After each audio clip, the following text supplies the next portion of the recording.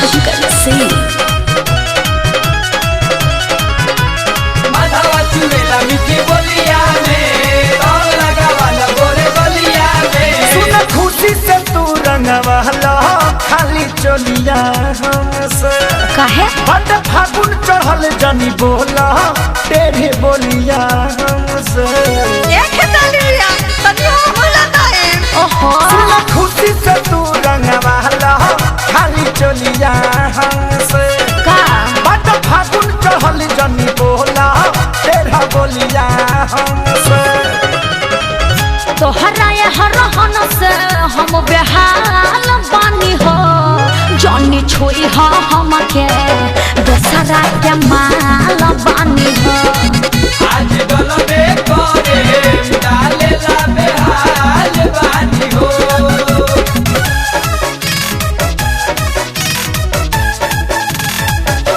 तोरा नया सोना वाला गाई बोलिया में।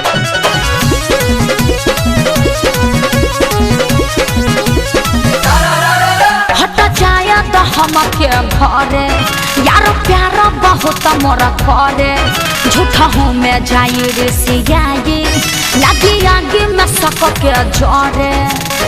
अरे बड़ी खिसिया हवे कुछ देर के बाते कमावा का दुखी करो न हमारा मनवा तो का करी? तोहरा के असो लगाई हर दिन से बाटे सपना। सीधा साधा बुझी हा जनी बवाल बानी हा जनी छुई हा हमके केहू के माल बानी हा। आज गलबे करे डालेला बेहाल बानी हो।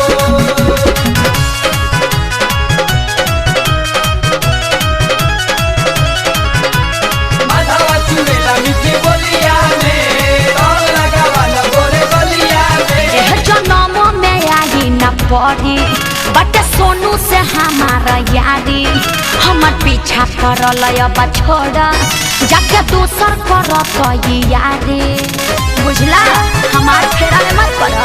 रखी चली चाहे दे पुगारी का बोधा साहेब भले के तनु भारी पागल बड़ा मन आइए कोइल बहते अरे बाप रे छोड़ी न कुंदन खेसारी। सुन लो सबसे सुलझे वाला ना हम सवाल बानी हो जनी छुई हो हमके केहू के माल